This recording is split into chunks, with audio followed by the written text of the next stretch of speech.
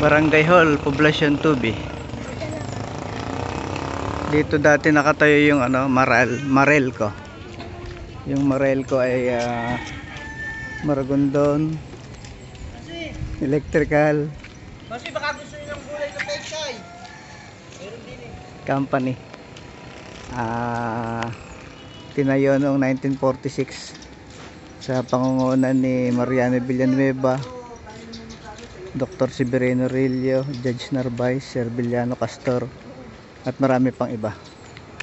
1946 panahon din ni Mayor Patrocinio Gulapa. Nandito tayo sa kalye Esteban Infante. Si Esteban Infante ay lahi ding Angeles at galing sa Batangas. Si Esteban Infante ay naging isang koronel noong panahon ng revolusyon. At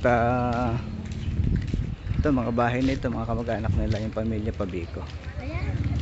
Noong panahon na nagagapi na ang mga revolusyonaryo at tapos na yung sa Kastila at ang kalaban naman ng mga Pilipino ay mga Amerikano, siya ay nanindigan at hindi sumuko sa pamahalang Amerikano at hindi nanumpa sa pamahalang Amerikano at tinataya na dito siya nakatira nung araw sa kantong ito, sa bahay na ito, si Coronel Esteban Infante.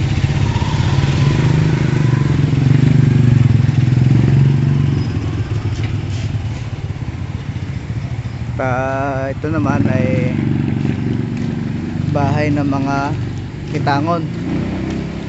Yung mga pamilya Kitangon maalala natin na marami rin kamag-anak doon sa bayan ng Bailen, mga professional, mga doktor at iba pang profesyon. Kitangon House.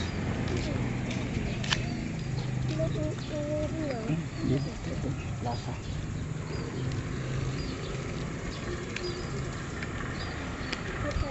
Ito nga yung Maragondon Rural Bank na tinayo nga nung 1963 to 1964.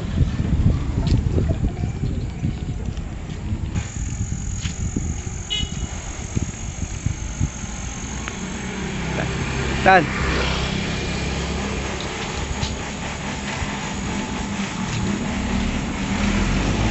Ito naman ang bahay ni Judge Juan Narvaez. At nung araw ay dito naman nakatira yung pamilya Anthony. Matatanda natin na si Sulpicio Anthony man ay isa ding koronel nung panahon ng revolusyon.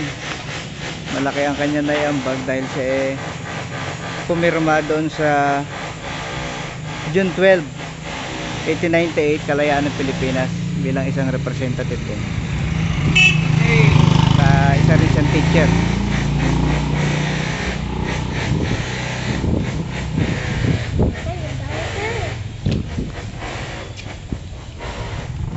Ito yung dating Old Public Market. 100 taon na ito, higit na naging palengke ng Maragondon.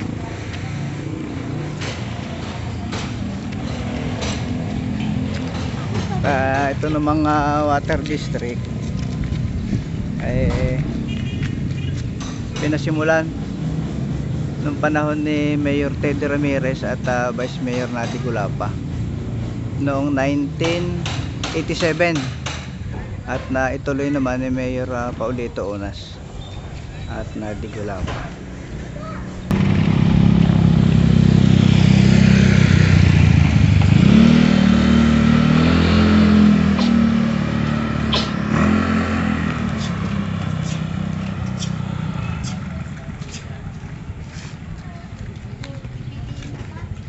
Ito may Quiroga. Ito naman ang bahay ng Talying House kila Dr. Rizal. na ngayon butika na nga at pag-aari ni Mang Paul at Marisa Ramirez.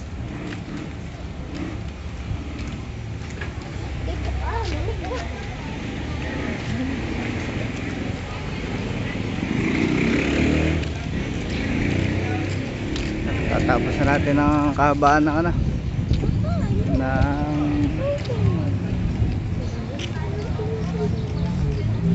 kahabaan ng Esteban Infante Street, na yung magkabila simbahan Aglipay, yung dulo naman simbahan ng Romano Katoliko.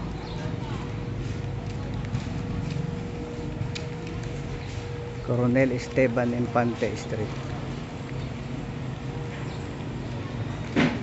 Plaza.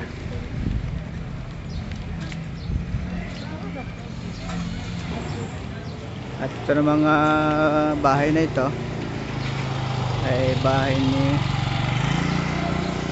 Juan Riel. At si Juan Riel ay anak ni Tranquilino Riel at Cuniguindo Basa. Yung Cuniguindo Basa yung ating sinasabi na may-ari ng lupa doon sa may hagdan-hagdan puntang ilog na dinaanan nga ni Andres Bonifacio nung siya kinuha doon sa simbahan at in-execute na nga sa bundok na nagpatong. At dito muna natin puputulin.